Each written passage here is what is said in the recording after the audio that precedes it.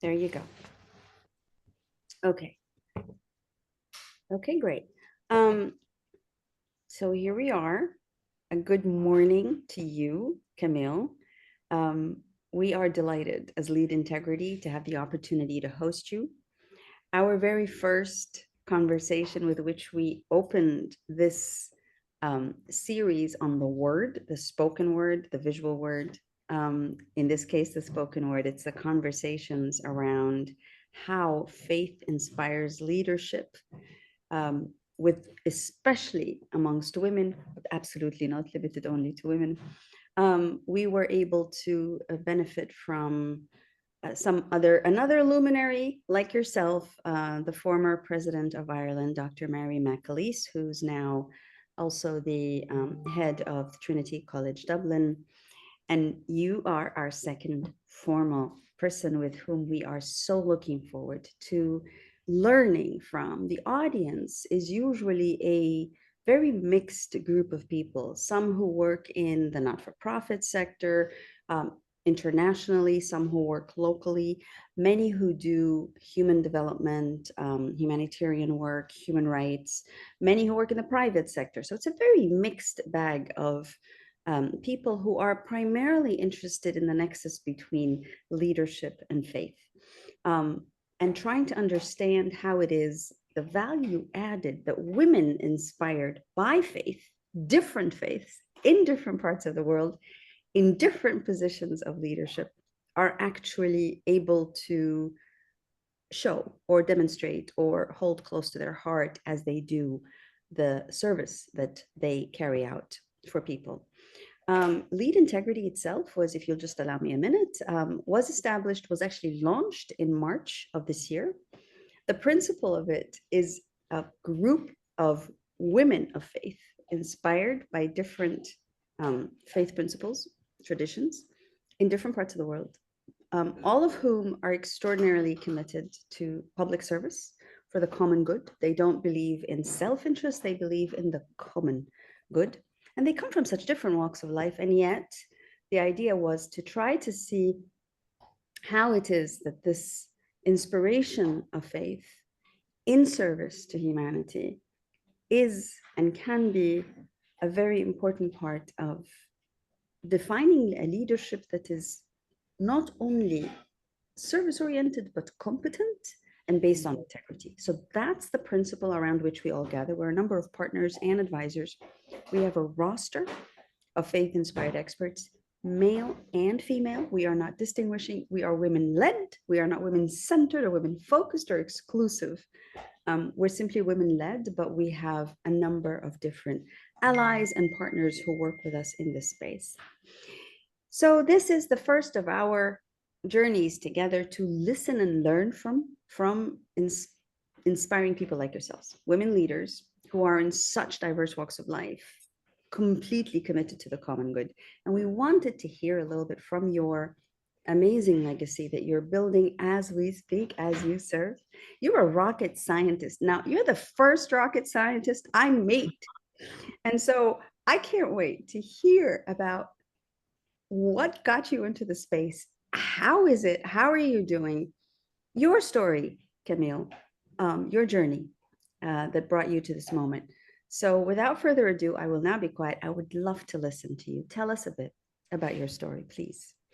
Well, thank you so much, Aza, for having me. You know, we've been planning this for quite a while. So finally, the day is here.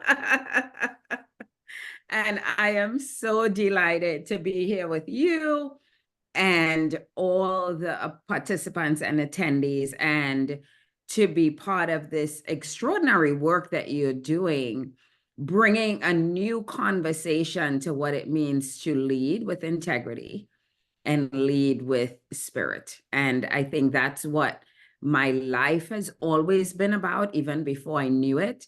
But certainly now, as a new entrepreneur, being able to bring integrity and authenticity and feminine energy to the world of business. And so, yeah, truly excited to lead in that front. But my journey started, I was born in Trinidad and Tobago. And for those who don't know where that is, a small island in the Caribbean Sea, 7 miles off the coast of Venezuela. As a child, I was always very curious. My mom always said I was that 2-year-old who was asking questions about the world around me, which I'm actually not surprised about because that's just how my brain works. So to know that it started really early on is amazing. I grew up in a family, I'm the last of 3 girls, and my parents were very strict about our education, the importance of education, especially for their girls, because they knew no matter what happened in life, nobody could take your education. And that was the thing that was going to have you be self-sufficient. You didn't have to rely on anybody. If anything happened as an adult, you could take care of yourself. And I'm certainly happy that they instilled that in me. As a young girl, I was very good in school, very good in math and science, actually. I remember looking back, I think I was like in high school, and I was getting these perfect grades in math. And I was like, where did that start from? And I remember going back home one day and taking my elementary school report card and looking back and realizing that I was good in math all along, but I didn't even know what that was until that moment in high school. And I think that kind of was the first time that I realized, oh my gosh, I have a gift. I have something that's unique to me. And the confidence that that gave me was really transformative. And so building on my my love for math and science, I went to all girls school. And I think that was really important. And that shaped the kind of humanitarian and philanthropic work I do right now in my life, which is the importance of environments that empower girls to know that they could be anything they want to be. And I certainly had that foundation of nurturing as a young woman, being able to study the sciences, being able to study things like advanced math. At a time, I mean, everybody talks now about girls and STEM and girls and science, but I'm talking about a time when that was not a thing. But to still be supported in pursuing my love for math and science and what that would lead to was really empowering. And so I remember getting ready to graduate from high school and trying to decide what I wanted to do with my life. And I looked around, and at the time, our parents, for all the folks who know what it means to grow up in an emerging or developing country, or even in the Caribbean, and your parents only think that there are 5 professions: to be a doctor, a lawyer, a teacher, an accountant, or a nurse. And I grew up, my mother was a nurse. So, I mean, clearly that was a perfect example for me. And I was like, I don't want to do any of those things. Yuck. I did not. I hated the sight of blood. I wasn't going to be a doctor. It wasn't happening. But we had a family friend who was an engineer. And if you know anything about Trinidad and Tobago, the major we are oil producing country. Let me just say it that way. So our family friend was a petroleum engineer. And I remember asking my mom, I remember thinking, wow, that's something different. I don't know what an engineer does. At that point, I didn't, but I knew it was different from all the other professions that were regularly espoused. And I remember asking my mom if he made a lot of money, and she said yes. And I was like, that's what I'm doing.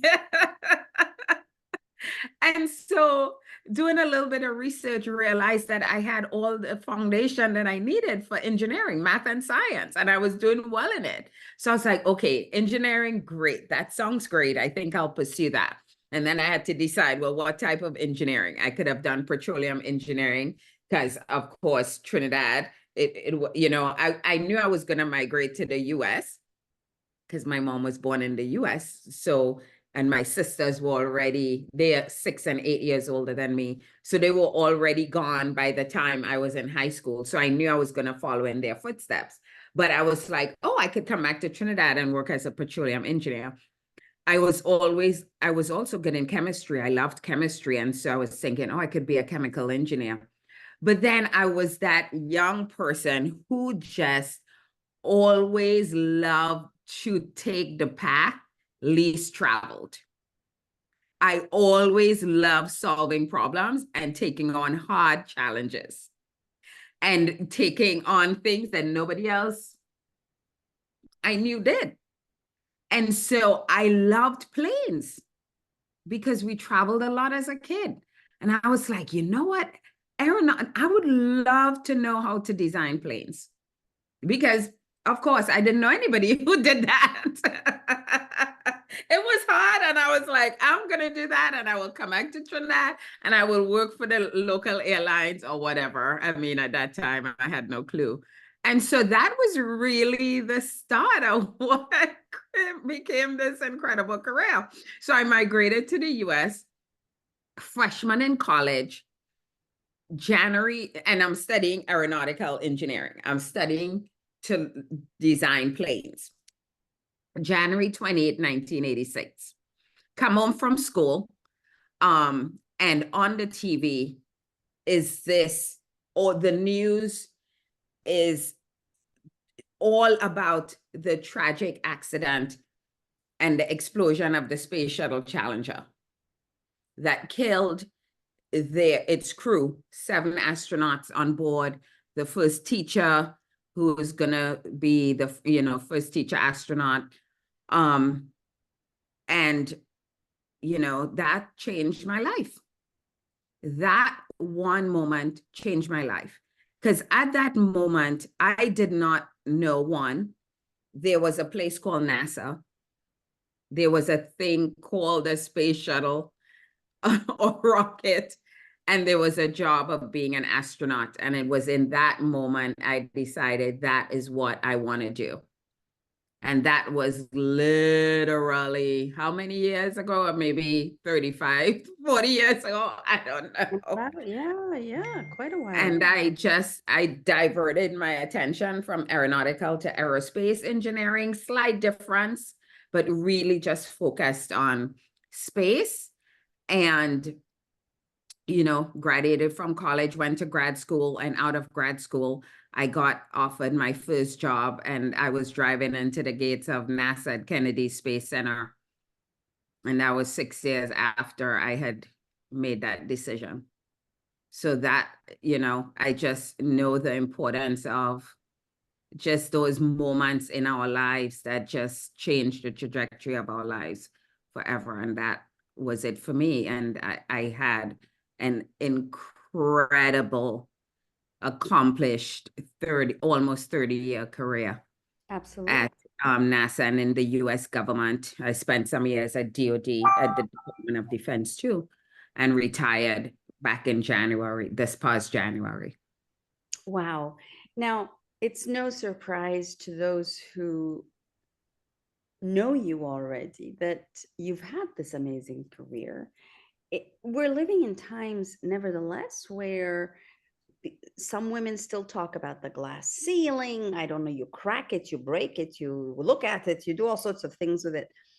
You, I think, have been on that incredible trajectory of where the glass ceiling is at its, ironically, even though it's rocket and science and other planets, where it's actually at its hardest, so to speak. And those who are not familiar with the dynamics of the world of science and maths and engineering probably only get a little glimpse of what it might be like from watching movies about how those 3 African-American women, for instance, managed to do so much. And here you are, and this has been your life, your career. You've risen to incredible heights in this space. Not only have you broken the glass ceiling, you went all the way up there to the other planets. Do you want to share with us a little bit what it was like to be yourself in that space, which must have had so many subtle and not so subtle kinds of restrictions or barriers or resentments or whatever. Can you give us a little bit of a flavor of what it was like to be in that space, in those kinds of spaces? Anything you care Absolutely. to share? And thanks for mentioning the three, they were called the Hidden Figures, and it was in 2017 that the book and the movie came out about them.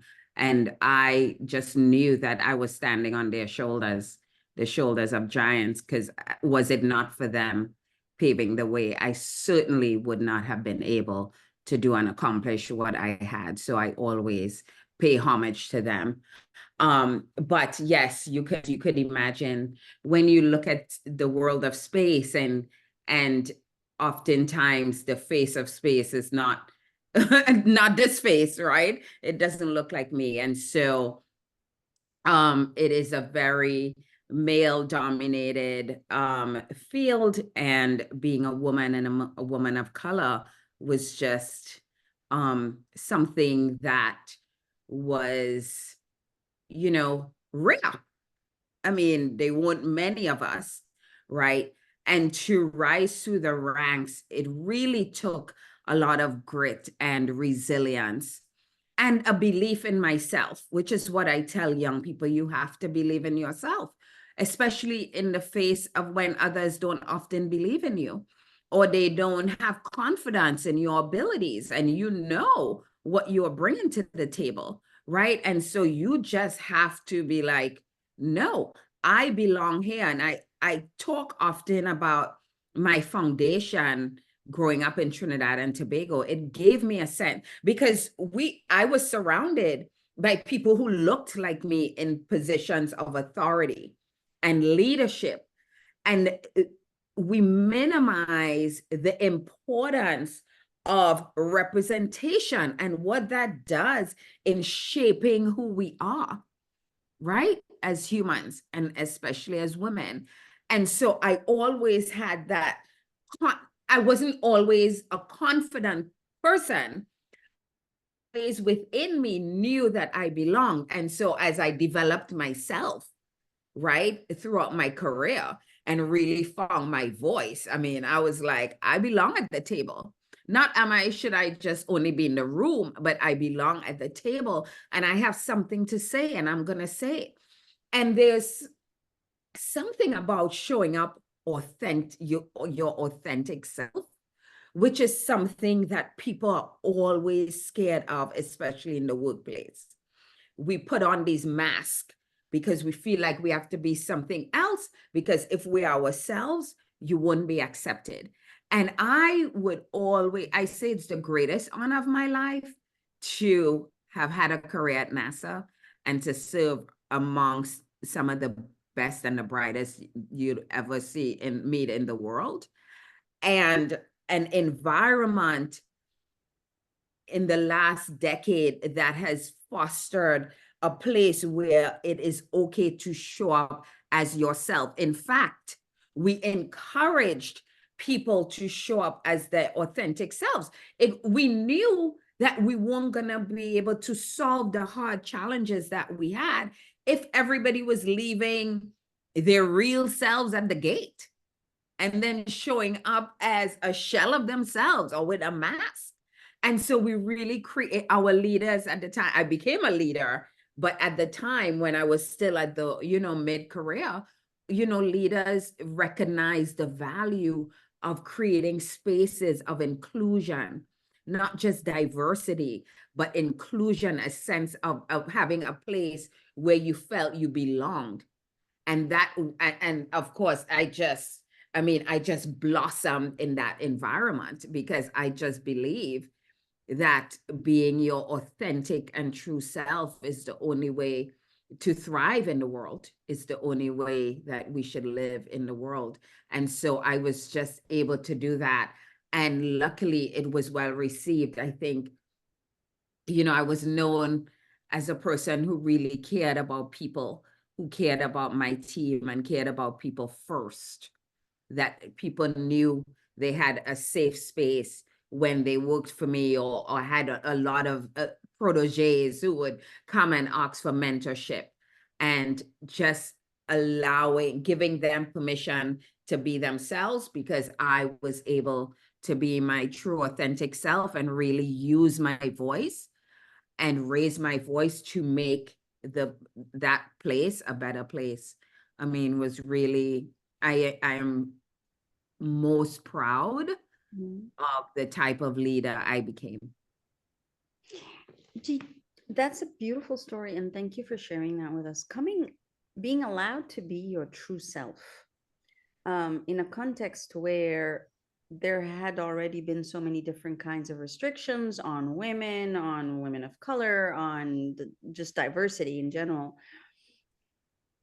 Was it easy to be your true self? Mm. How did you? I mean, usually, and I speak from my own experience, it is often it's not asked for, it's actually expected that you would be something that conforms to Mm. whatever is the norm in that particular or these different contexts.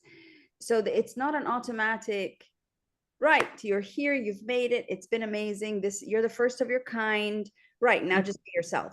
So there's a bit of a gap between being there and being your true self. How are Yes. you looking, if you can imagine that there's a lot of young men and women listening, and each one has a different self and is struggling against different kinds of restrictions in workspaces and even in personal and private lives. Mm-hmm. What is your advice to try to be your true self nevertheless? Mm-hmm. How Well, do you you have to, it comes with, ooh, it comes with challenges. Let Mhm. me just put it that way. Mhm. As I remember some points in my life where I would cry every day. I would be, I mean, so distraught because being, raising my voice Mhm. and being my true self wasn't accepted. And what I came to, and so what happened, there was this particular period in my career and my boss was so threatened, Mhm. and I came to know really it was insecurity and it actually wasn't about me. The mistake I did was I stayed too long in that position because I wanted to prove that to her that no, I am gonna, you're not gonna push me away. You are not gonna try to send me to another office because I am confident in myself and assertive. Mhm. And that was the mistake I made, because what I came to realize is it's never about you. It's never about me. Uh, It's about them. And it has nothing to do with you. It's people's insecurity when you show up confident, when you show up as yourself, right. that they cannot deal with that. Mm. And so, I was surrounded though by people in my life. I surrounded myself with people in my life, of course, who I trusted and who knew me and believed in me. Mhm. And so in those really difficult times, Mhm. I had that as a safe space or solace, right? To help remind me who I was, Mm. right? And then, as time went on, that person was removed Mm. Mhm. because everybody else saw the damage that they were doing to the people they were leading. And so there were massive lessons for me, one, on how you lead a team, but two, how you show up and Mhm. don't allow others, if people are threatened by you, it's not about you. That is none of your business. Mhm. Mhm. you know That's a Keep very, going and keep being yourself. That is like the most important thing. that's a hugely important point, because I think in so many of the narratives of women leaders, diverse, different places and different professions, but also in the narratives of excuse me, of people, especially leaders who have a remarkable intellect and something new to bring to different spaces, there is always this set of challenges of others, largely, as you put it so well, others' insecurity, and very, very little. So the more confident you are, the more insecure others can get. And so how you manage that, and if you read so many of this research and studies on this, there's always this point that you brought out so well, which is you need to find your circle of trust, your circle of safety, friendship, nourishment, whatever that is. And I think in in in the old days, it would be referred to by men as the old boys club, where they would have their networks, and they still do networks, contacts, etc., and they get themselves through the hard times and etc. Whereas you don't hear it so often about women and how they get along. In fact, what you do hear more is how women can be each other's worst enemies sometimes. Absolutely. I could attest to that. Oh, Because some of the worst times I've had was with women bosses, and so I feel like sometimes we sabotage ourselves and our women communities. And I think, but on the other hand, those were the people who, not them, but other women were the ones who were my safe space. right. And so, it's a balance. Absolutely. Well said. One question about that, because that's, as you can well imagine, in so many people's minds. So you have your safe space, which is the one which gives you nourishment and confidence, and it's safe. And then you have the not so safe spaces. And I think the question is, we talk about safe spaces for women, but with men, we talk about networks and clubs and contacts, because it's beyond nourishing and looking after and healing one another and being there for one another. There is that added help, push. I'll get you this, you'll do this, I'll give you that. That slightly more transactional relationship that you see in the men's leadership world, you see more in the men's leadership world. Have you noticed that, or have you been able to see that in the women's leadership world, that this more transactional nature of you do this for me, I'll do this for you, or you scratch my back, you scratch yours, that kind of transactional support, for lack of a better word. Did you find that in your career, or was it more safe spaces? So for years, I tried to figure out why women bosses, at least the ones that I encountered, acted like the men, and what we hated about our men leaders. Right.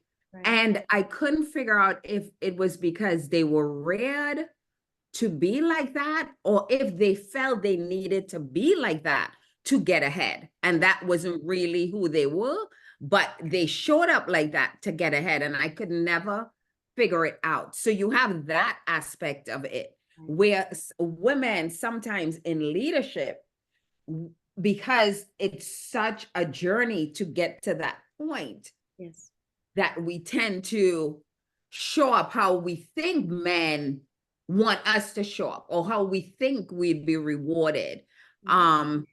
And oftentimes men are expecting us to show up as our female selves, our female energy, right? Because that's what they expect. And I think we have somehow miscalculated, I think, how we should be showing up in spaces. And I just think we need to be more intentional as women leaders.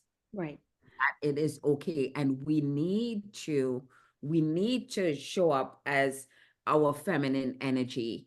And that does not diminish our quality of leadership or our effectiveness as leaders, right? And so there's that whole thing. And then there are the other women who, like me, are suffering through that particular woman boss, right? And so we find that camaraderie, we find that commonality and that shared experience, and that bonds us. Do you think I think you put that really, really well. It's okay to be our feminine selves, even as leaders, not just as ordinary members of staff, but as leaders, it is okay to be our feminine selves. I think that's a beautiful, nugget of wisdom there for the generations coming, and for many who are still sort of trying to get through many of those restrictions.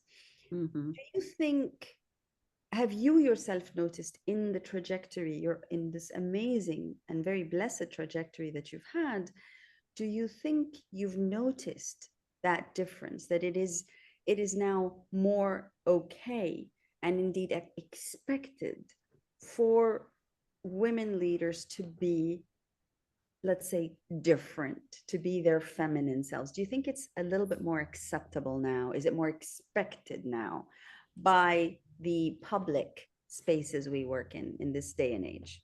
Have you I sensed? think it's I think it's more acceptable, and I would say we should actually bring the conversation regardless to what we think other people expect, Mhm, right? I mhm, think it is important for us to show up, right, as that, to and what that looks like is an ability to create a space that's nurturing, mhm, mhm, that allows for everyone to have a voice, mhm, for everyone to feel seen and heard, that you don't have to be talking over each other, or mhm. you don't have to minimize somebody's voice to make yours feel more powerful, which is an experience we often talk about as women leaders. We may say something and it's discarded, and then the man Agree. says it the same exact thing, and all of a sudden it's the best idea since sliced bread. You know what I'm saying? Yeah, And so being able to create those environments where everybody feels seen, everybody feels heard, everybody feels included, that you people know that they matter. And that's the type of leadership I brought to my spaces, which was extremely effective. I can't tell you how many times mhm, my team would be like, team members would be like, they would be coming to me, they'd be looking for me mhm, because they knew that they felt seen and they felt heard, and they felt like they had a voice, mhm, right? mhm. And what they said mattered. And I think at the end of the day, as human beings, that's what we want. Absolutely. I remember Oprah always used to say, through her experience of having her talk show, that the common thing was everybody wanted to feel like what they said mattered. Yeah, yeah, absolutely. And that is the type of leadership I brought, and I continue to bring to the spaces I am in. Have you, I think that that's again a huge nugget of wisdom. I'm reading some of the comments, and it seems that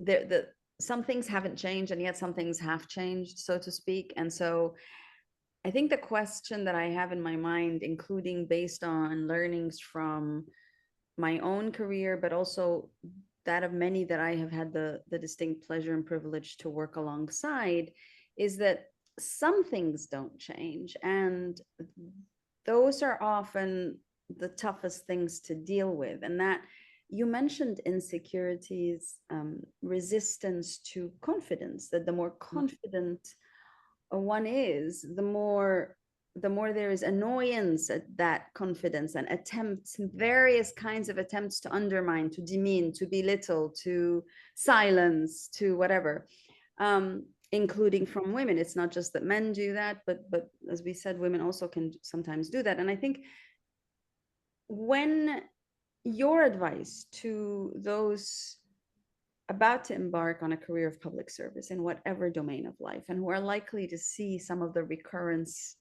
of the things that don't change, how do you, and maybe from your own experience, how did you insist on being inclusive, on hearing everyone, on how did you insist on that? Because I insisted, and it got misunderstood by some as, oh, it's not genuine, it's whatever, because the attempts to undermine will always Mhm, be there, and they will be there harsher the harder you try to be mhm, inclusive and open and warm, and bare your heart to the various things that will come, including some that are plenty harmful.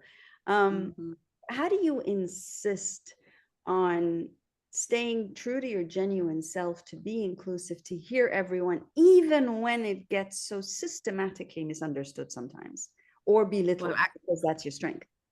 I remember when I was in the position when I wasn't feeling like I was being heard or seen for a lot of my career. Right. I remember what that felt like. Yes. You know, there's the saying, it's not what you say or what you do, but it's how you make people feel. That's what they remember.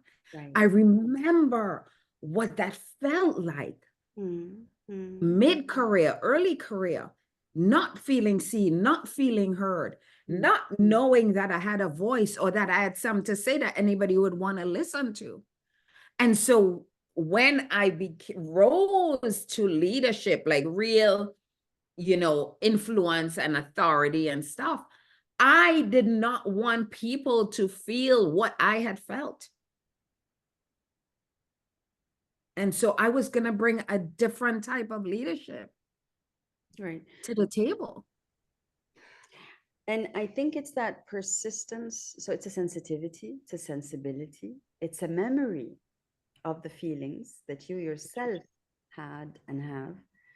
And then there's the persistence in being like that, even when it gets misunderstood and silenced and undermined and whatever, because people sometimes react, especially other women, sometimes will react to your the very fact that you are so inclusive and kind and open and respectful. They will react to it still negatively. There are always those who do that, especially Oh, absolutely. but you're My boss, even when I was leading like that, would be like, you are just creating these people who think they could say anything. No, mm-hmm. we are giving them a space to be able to bring, whatever they're feeling to the table. Why is that such a threat to you? Mm-hmm. Mm-hmm.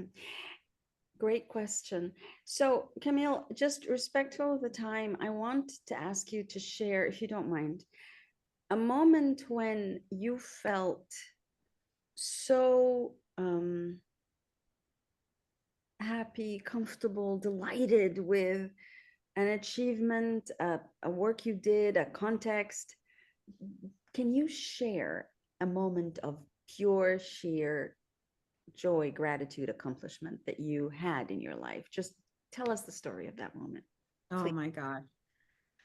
Well, one that rises to the top was when I got the call. I told you I didn't know what an astronaut was until I was a freshman in college and I saw, the Space Shuttle Challenger accident. And so all through my career, I was pursuing that. And I remember getting the call from the astronaut selection office to invite me to come down to, I was living in DC at the time, invite me to come to Houston to interview for the job of being an astronaut.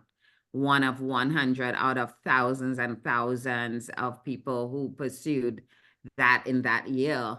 And I mean, it was nerve wracking. I was like, oh my God, could I do this? Like, am I going to be good enough and all that stuff? But throughout the process, realizing that less than 1% of people even get to that point. And even though I wasn't selected at that time, just the looking back at how I had this dream. And it wasn't just a dream, the dream turned into goals and purpose and action. And the choices I made led me to that point. And I think that for me is one of the greatest, of course, highlights of my career. I have some personal ones, but of my career for sure. That's beautiful. Thank you so much for sharing that with us. I think um, the one of the challenges of being leaders as women and wanting to change the very contexts or situations or dynamics under which we suffered, under which we remember the pain of situation A, B, C, D, and we're trying to make sure that that doesn't happen around us or that that can be changed around us. And there are in all our lives moments when even even when we've achieved so much, even when we've worked so hard and we've seen the results and we're proud of them and we're so grateful to God for them and all that, there are moments when, for whatever reason, things get more difficult or you face different challenges. Have you faced such moments in your own career where technically it should have been just a straight line up and it was getting better, but then something or some things take place and all of a sudden you're in a dark place again and feeling lonely and just not sure and confused and so on? Does, in your own life or experience, does faith have come in at that moment? How does it come in? Does it come in?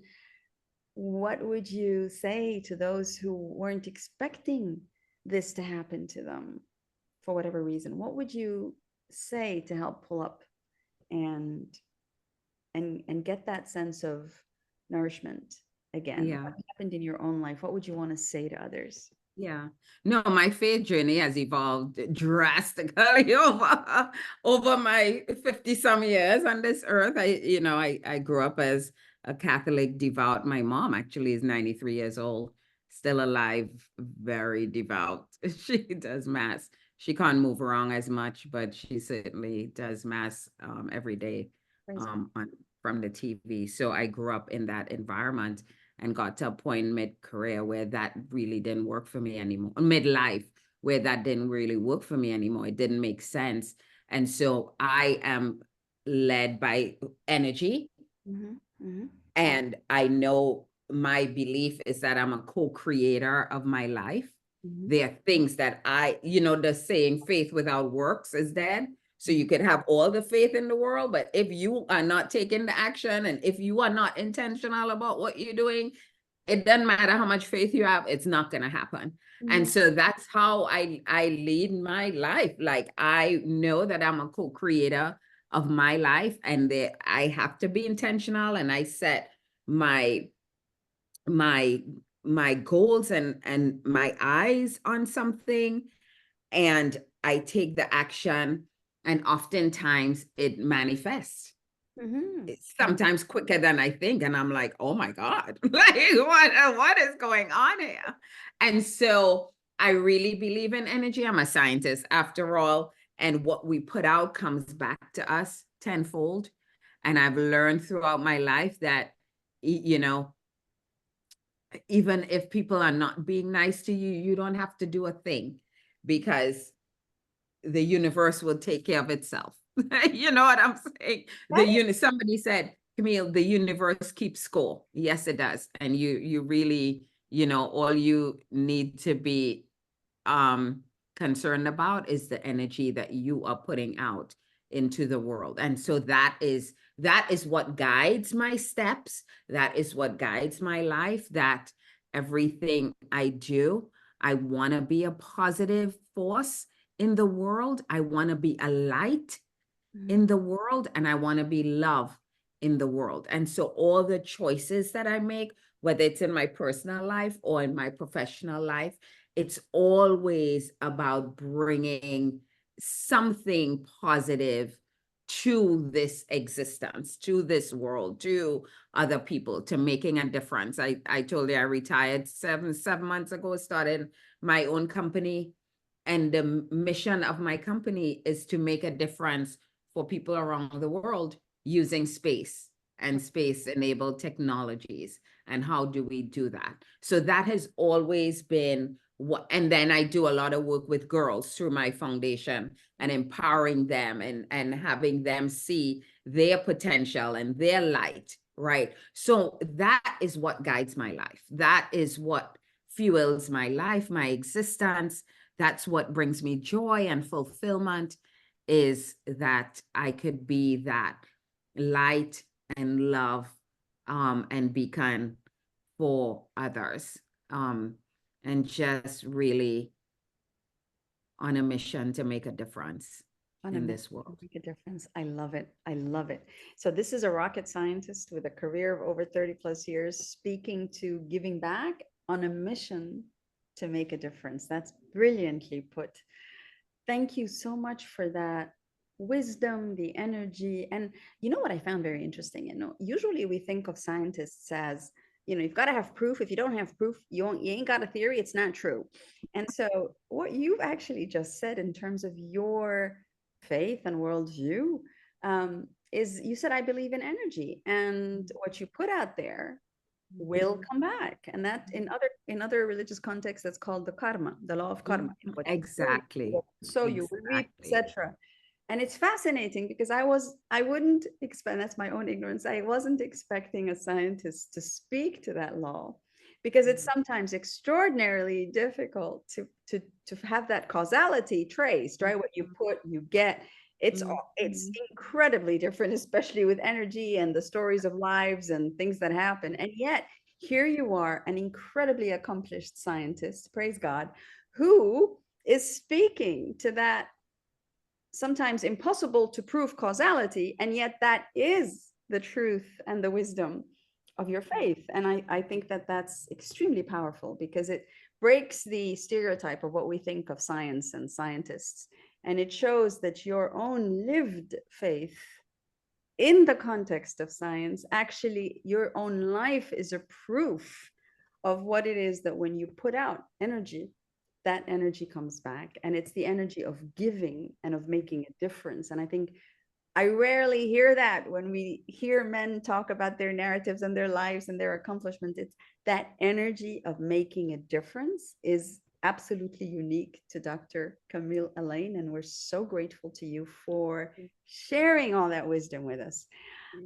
I'm just curious, because we've got Reverend Nicole Ashwood and Dr. Ulfat Masibo with us, and some of them have been contributing on the chat. And I'm just curious if any of them have questions that they would like to ask. This is an opportunity. We have a couple of minutes to please hear more, because I still have one question, but I just want to make sure that we create room for others who have been listening as I'm learning from you, Camille.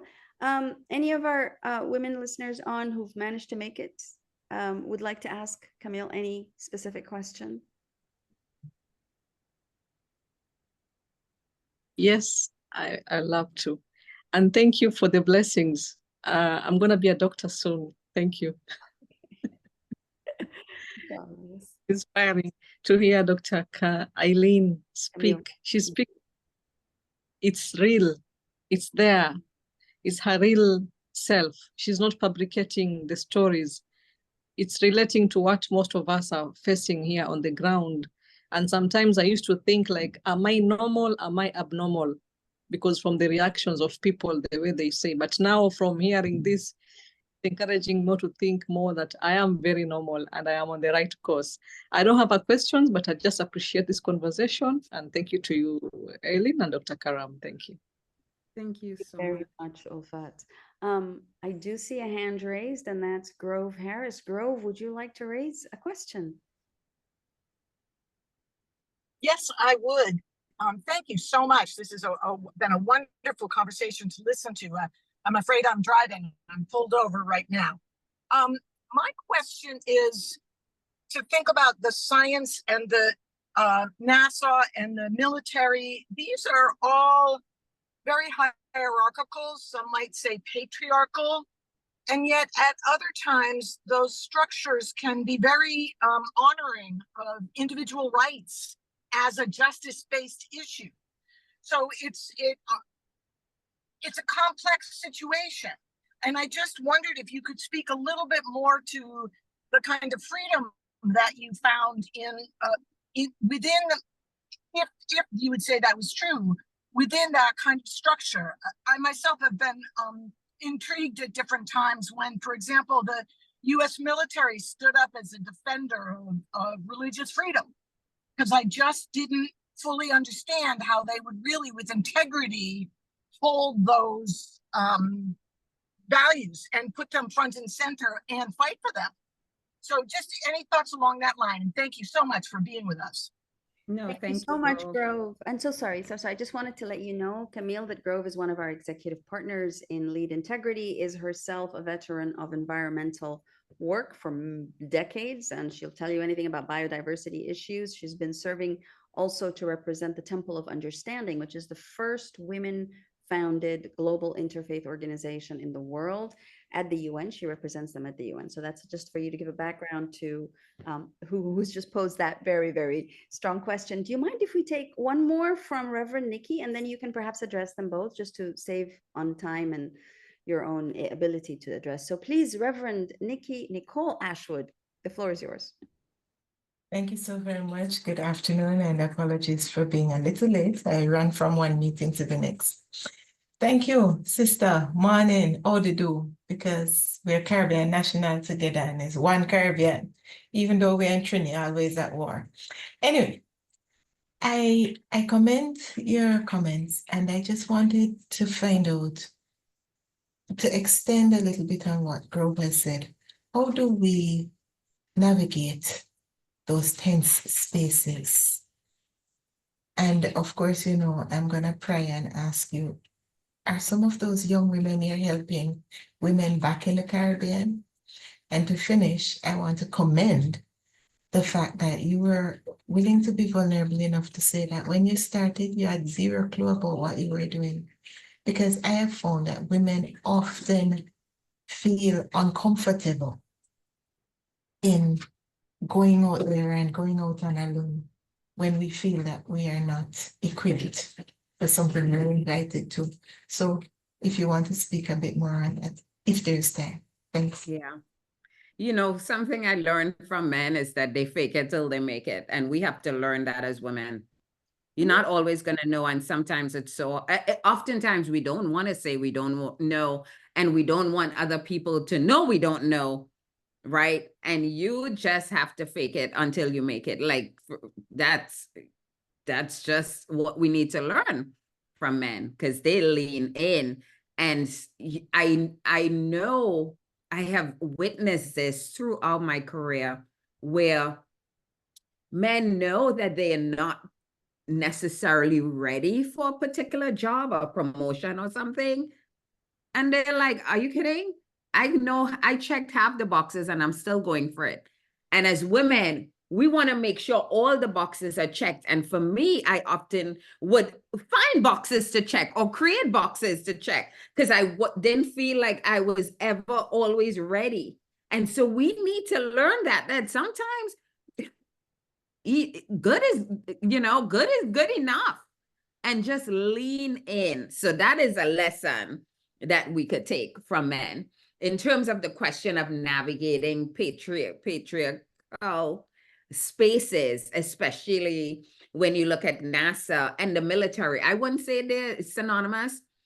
NASA's mission is peaceful uses of space, and always about international cooperation.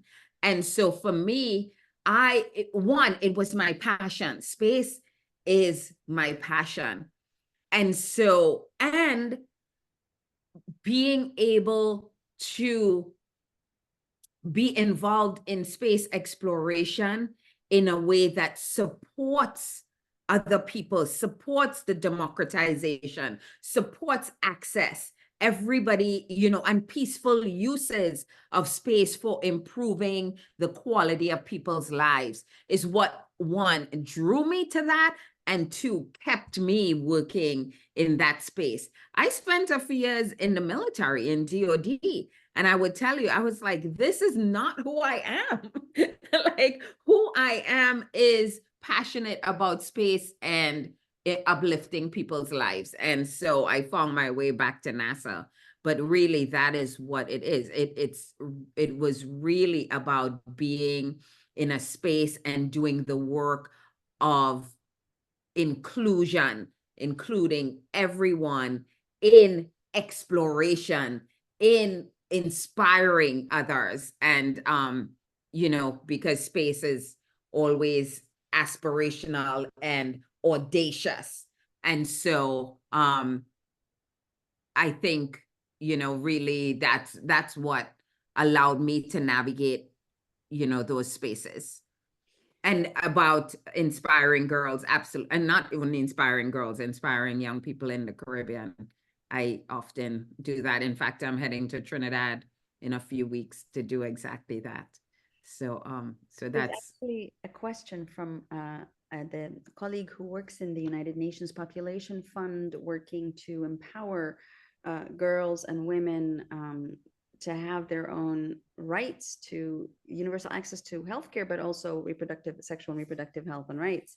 And Lourdes is saying, I'm in the process of setting up a vocation-based foundation to assist adolescent mothers in Guyana. Any nuggets to share? oh my gosh.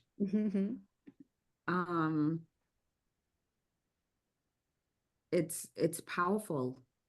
I feel like, especially in the developing and emerging world, where oftentimes women are considered, girls and women are considered second-class citizens, efforts like that are so important.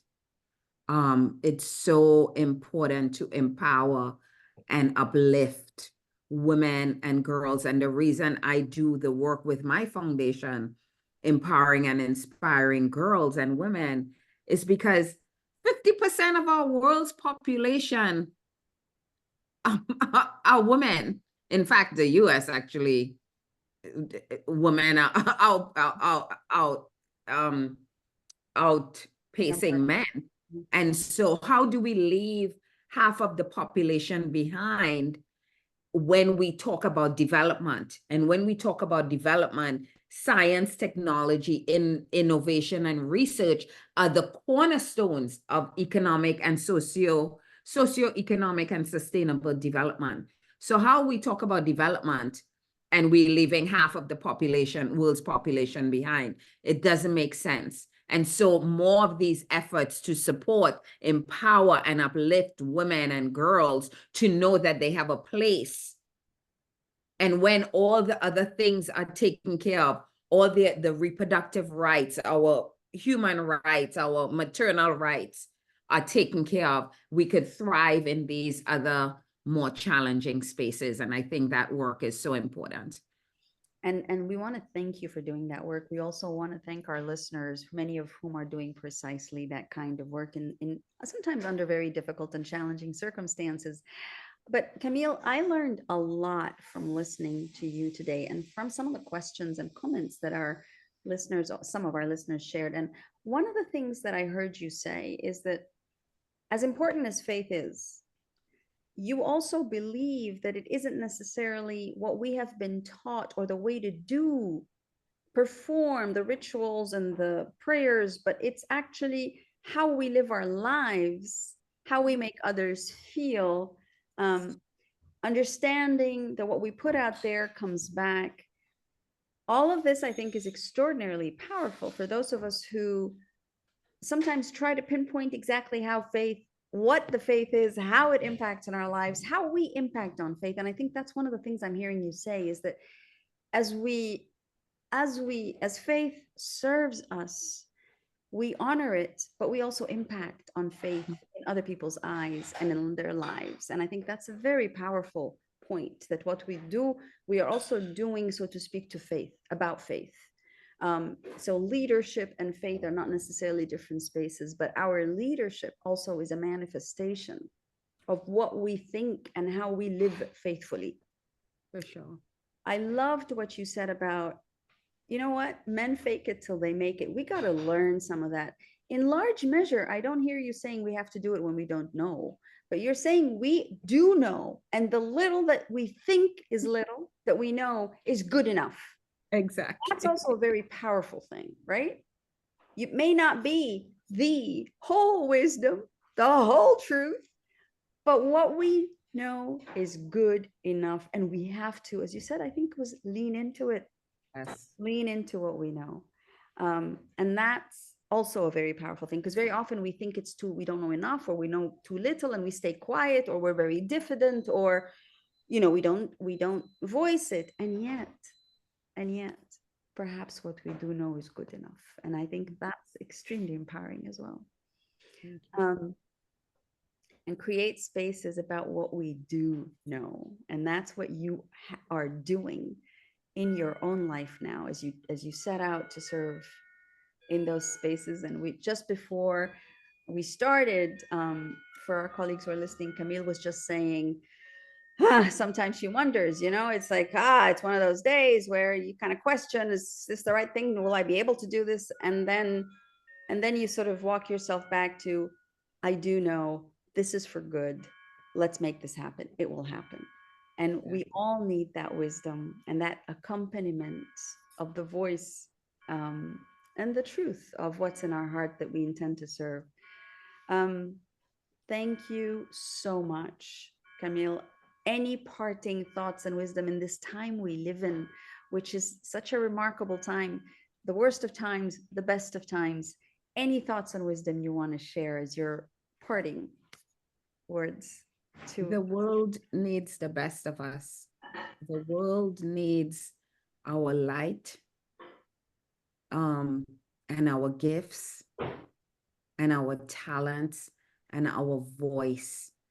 And what I would say in parting is, do not be afraid to find your voice and use it for the betterment of humanity. That's it. That's brilliant. Thank you so very much. And thank you to our listeners. Camille, this has been absolutely enlightening and inspiring. And I know it's been difficult to make this time, but you have been precious for us. And we really all pray for you and hope and expect to hear more of the wisdom. And please let us know how Lead Integrity can serve some of your remarkably good work. And many, many blessings to you on that. I will pause the recording now. Stop it. I think.